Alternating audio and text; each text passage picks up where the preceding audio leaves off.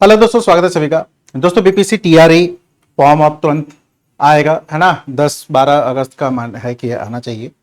कौन कौन भर सकता है? 2-3 प्रश्न है बच्चों का कि सर मेरा एज है 20, क्या मैं भर सकता हूं? क्या सर मेरा अपियरिंग है, मैं ग्रेजुएशन नहीं किया हूं, भर सकता हूं? बहुत सारे ऐसे प्रश्न हैं। मैं बीएड अभी फाइनल नहीं हुआ है, डीएलएड फाइनल नहीं हुआ है, ऐसे बहुत सारे प्रश्न हैं। क्या मैं बिहार का नहीं हूं या नहीं, लड़की भी, क्या मैं भर सकती हूँ, आरक्षण मिलेगा? सभी बातों पे करेंगे। 5-7 मिनट का वीडियो होगा, इंपॉर्टेंट है। बहुत सारी चीज़ें आप जान जाएंगे कि क्लास 1 से 5 में क्या है, 6 से 8 में क्या है, 9-10th में क्या है, और 11-12th में क्या क्या चीज़ों का यहाँ पर डिमांड है। सबसे पहले अगर मैं बात करूँ तो न्यूनतम एज आपको 21 साल यहाँ पर होना चाहिए। कितना होना चाहिए? 21 साल यहाँ पर ध्यान रखिएगा। दूसरा, अधिकतम आयु, ये जो इंपॉर्टेंट है अधिकतम आयु को लेकर, तो ये वही है जो बीपीएससी का हर जगह रहता है, यहां पर भी वही है। क्या है भाई? तो सामान्य पुरुष जो है 37 वर्ष के होने चाहिए। महिला सामान्य यानी जनरल कहने की बात है, सामान्य का मतलब 40। ओबीसी ईबीसी पुरुष महिला 40। एससी एसटी पुरुष महिला 42। अब सामान्य वर्ग की भी महिला 40। यानी अब एक ये प्रश्न होता है कि सर मैं यूपी की हूं, एमपी की हूं, झारखंड की हूं, तो मेरा 37 साल होगा कि 40 होगा? तो आपका भी 40 होगा, क्योंकि ये जनरल महिलाओं के लिए ही 40 साल है, ध्यान रखिएगा। दूसरा कि सर क्या मैं यूपी से हूं तो मुझे आरक्षण मिलेगा कि नहीं मिलेगा, कि लास्ट टाइम का ये है। इस बार आरक्षण बाहरी वालों को बिल्कुल नहीं है। क्यों? क्योंकि साफ साफ आपको बीपीएससी का वो आया भी था, और ये मैं आपको बीपीएससी का ही एक नोटिफिकेशन भी यहां डाला हूं। साफ साफ लिखा हुआ कि आरक्षण का लाभ सिर्फ और सिर्फ बिहार के मूल निवासियों को ही दे होगा। बिहार के बाहर के निवासी आरक्षण का लाभ नहीं दिया जाएगा। इन्होंने क्लियर कट यहां पर लिख दिया है। तो जो भी बच्चे हैं, लड़की लड़का, उनको यहां का आरक्षण नहीं दिया जाएगा। खासकर लड़कियों में कंफ्यूजन होता है, क्योंकि 35% बिहार में दिया जाता है, तो बट अगर आप बाहर की हैं तो आपको नहीं दिया जाएगा। क्लियर? अगर आप बिहार की हैं, मैरिड हो गई, बाहर हो गई, तो आपका सर्टिफिकेट, आवासीय प्रमाण पत्र अगर आपको लाभ लेना है तो देखो, आरक्षण का दावा करने वाली विवाहित महिलाओं का जाति क्रीमी लेयर रहित प्रमाण पत्र उनके पिता के नाम का होना चाहिए, पता ना कि पति के नाम का। क्लियर? तब आपको वो लाभ मिल जाएगा। तो ये तो कुछ बेसिक चीजें हैं। एज आपको मैंने बता दिया, मैक्सिमम एज बता दिया, कुछ आपको ये बता दिया कि भाई आरक्षण का लाभ किसको मिलेगा किसको नहीं। अब आपके पास 10th होना चाहिए, आप 12th होना चाहिए, ग्रेजुएशन होना चाहिए।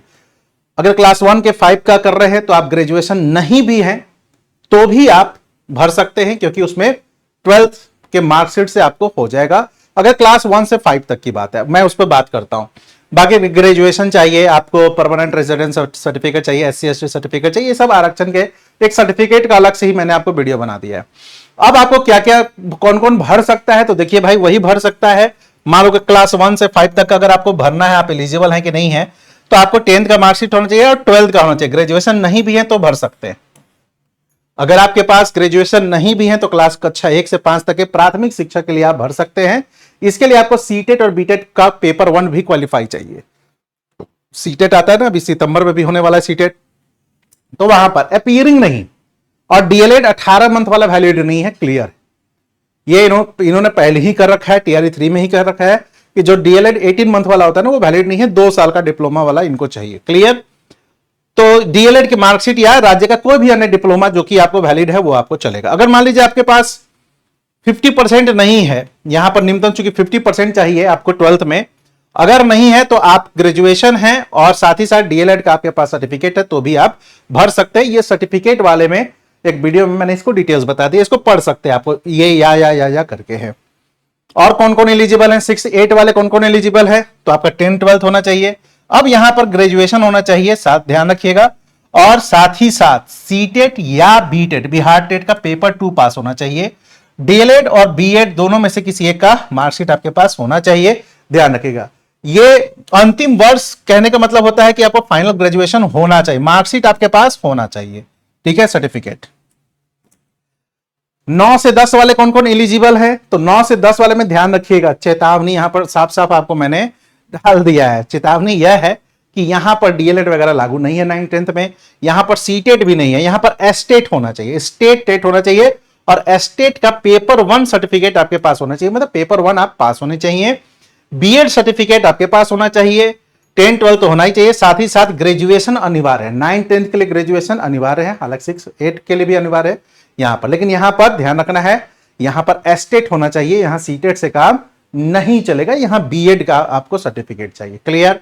तो ये लोग एलिजिबल हैं। नेक्स्ट एलिजिबल 11 12 वाले, तो यहां पर देखो 10 12 तो चाहिए ही, ग्रेजुएशन भी चाहिए, साथ साथ यहां पीजी भी चाहिए, यानी आप मास्टर होने चाहिए। जाहिर सी बात है, आप 11 12 को कराइएगा, आप जिस स्पेसिफिक सब्जेक्ट में कराइएगा उसके तो मास्टर होंगे, तभी तो पढ़ा पाइएगा ना, तो कैसे पढ़ा पाइएगा?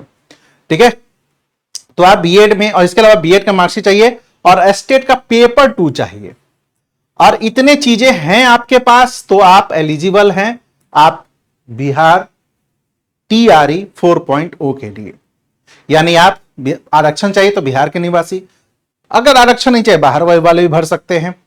मिनिमम एज 21 साल है, मैक्सिमम मैंने आपको बता दिया है 37 40 40 है ना, 42।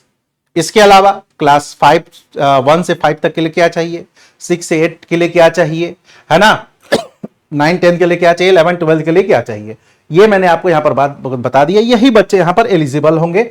आरक्षण के लिए ध्यान रखिएगा, जो कंफ्यूजन होता है वो है कि जो आरक्षण बच्चे लेते हैं वो बिहार के ही निवासी होना चाहिए। महिलाओं के आरक्षण में कंफ्यूजन होता है कि क्या मैं महिला हूं बट मैं बिहार की नहीं हूं, बाहर की हूं, तो आपको आरक्षण नहीं मिलेगा। आप बिहार की हैं, आपका शादी आपको कहीं और हो चुका है, तो आपके पास जो आवासीय प्रमाण पत्र है, रेजिडेंशियल प्रूफ है, वो आपके पिताजी के नाम और उनके पता पर निर्गत होना चाहिए, यानी उस पर बना हुआ होना चाहिए, तभी आपको इसका लाभ मिलेगा, क्योंकि यह प्रूफ होता है कि आप यहीं से बेसिकली रही हैं। ठीक है, तो ये इंपॉर्टेंट है आपको, कौन कौन लोग एलिजिबल है, कौन कौन नहीं है, ये आपको साफ साफ मैंने यहां पर डाल दिया है कि क्वालिफिकेशन क्या क्या चाहिए, है ना, क्लास 1 6 8 9 10 ये। ठीक है, ये चीज को थोड़ा सा ध्यान रखिएगा, इसमें बच्चे कंफ्यूज रहते हैं। 1 से 5 के लिए पेपर 1 में क्वालिफाई, 6 से 8 के लिए पेपर 2 क्वालिफाई, 9 के लिए आपको बिहार एस्टेट चाहिए, और 11 12 के लिए भी बिहार एस्टेट चाहिए, 9 10 के लिए भी, और यहां पर बीएड चाहिए, यहां पर डीएलएड भी है, तो आपका काम चल जाएगा। क्लियर? तो ये लोग एलिजिबल है, ये बच्चे एलिजिबल है। बाकी डिटेल्स हम लोग करेंगे, सिलेबस का मैं एक डिटेल्स वीडियो आप लोगों को जल्दी लेकर आऊंगा। Thank you.